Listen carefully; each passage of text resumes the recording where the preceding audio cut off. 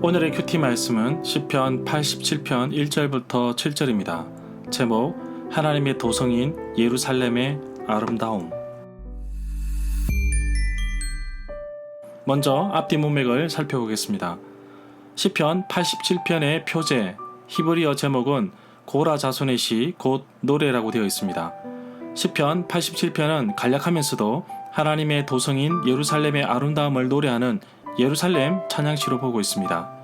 시편 46편, 48편, 76편의 내용도 하나님께서 자기 백성들과 함께 거주하는 예루살렘을 찬양하는 시로 보고 있습니다. 예루살렘 도성을 이 세상의 영적 수도가 되도록 하나님께서 지정하셨다고 볼 수도 있습니다. 아마도 시편 87편은 성전 축제들 가운데 어느 한 절기 때에 사용되었던 것 같습니다. 시편 87편의 본문 구절들이 엉켜있는 것으로 보이는데 그래서 87편의 구절들을 재배열하려는 시도가 여러 번 있었던 것으로 보입니다. 하나님의 성읍인 시온성 예루살렘의 영광을 노래하는 시편입니다. 시편 87편에 여러 나라들이 등장하는데 이스라엘은 이들과 함께 하나님을 인정하며 이들 모두가 하나님의 권한에 있음을 시인은 노래하고 있습니다. 역사적으로 보면 남유다 예루살렘은 함락되었고 백성들은 다 포로로 끌려가고 흩어져 버렸습니다. 성문도 부서지고 성벽도 무너졌습니다. 이런 모습 속에서 시인은 과거 찬란했던 시온성 예루살렘성을 기억하며 그 아름다움을 노래하고 있습니다.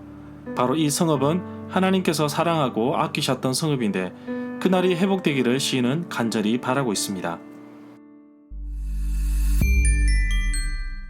문단을 나눠보겠습니다. 1절부터 7절은 모든 근원이 시온에 있도다. 1절에 보면 그 터전이 성산 거룩한 산 위에 있도다.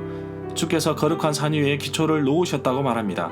이사야 28장 16절에 보면 주 여호와께서 말씀하시기를 보라 내가 한 돌을 시온에 두어 기초를 삼았는데 이것은 시험한 돌이며 귀하고 견고한 기초돌이다 라고 말씀하고 있습니다. 성산 거룩한 산은 시온산을 의미하고 시온산은 예루살렘 성에 있는 산을 의미합니다. 다윗이 정복한 예루살렘 성에 대한 노래로 볼 수 있습니다.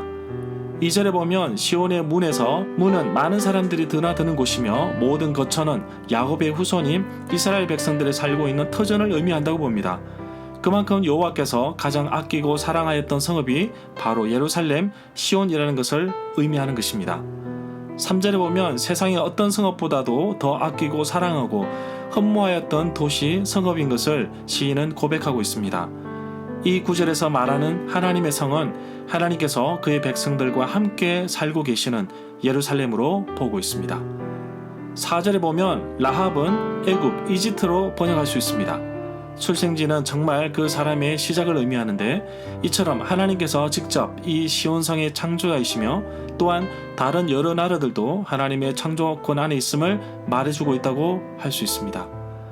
이러한 국가들과 도시들은 어느 날 이스라엘의 하나님께 예배드릴 것이며 그래서 하나님의 백성 가운데 포함될 것입니다. 거기에서 났다라는 말은 또는 시온에서 났다 또는 거기에 속하여 라는 말로 바꾸어 이해할 수도 있습니다. 모든 나라 백성들이 시온의 백성으로 간주될 것입니다. 5절에 보면 이 사람 저 사람은 바로 하나님에 대한 믿음을 고백하는 사람들입니다. 이들은 하나님의 도성인 시온에 있는 사람으로 시온성 예루살렘이 회복되기를 간절히 바라고 있습니다. 이 구절에 등록하실이라는 말이 나오는데 시편 69편 28절에 보면 그들을 생명책에 지우사 의인들과 함께 기록되지 말게 하소서라는 말이 나옵니다. 6절부터 7절에 보면 여호와께서 민족들을 등록하실 때에 그 수를 세시며 이 사람이 거기서 났다고 기록할 것입니다. 셀라. 하나님께서 기록하실 책은 시편 69편 28절에 나오는 생명책입니다. 생명의 원천은 시편 36편 9절에서 말하고 있듯이 주께 있습니다. 7절 9절에서 나의 모든 근원이 내게 있다 라고 했는데 또는 모든 우리의 복이 시온에 있도다 또는 시온이 우리의 고향으로 이해할 수도 있습니다. 절마다 상세한 설명과 구절에서 그리고 핵심 내용과 중심 줄거리는 네이버 블로그에 올려져 있습니다. 내게 주시는 교훈입니다. 시인이 과거 예루살렘 성읍이 찬란했던 그 기억을 떠올리며 지금 완전히 무너져버린 모습 속에서도 희망을 가지고 있습니다. 그런 이유는 고라 자손은 예루살렘 성전 문지기로서 봉사했던 족속이기 때문에 과거 찬란했던 예루살렘의 모습이 아마 새록새록 떠오를 것입니다. 바로 그 성읍은 하나님께서 사용하셨고 아끼셨고 흠모했던 성읍이라는 점을 내세우면서 지금 예루살렘의 모습을 보며 회복하기를 간절히 바라고 있습니다. 하나님께서 거룩한 성읍인 시온성 예루살렘을 아끼셨듯이 오늘날 하나님께서는 예수 그리스도로 피로 값주고 사신 교회를 사랑하고 아끼십니다. 하나님은 교회를 통해 구원의 손길을 이어가십니다.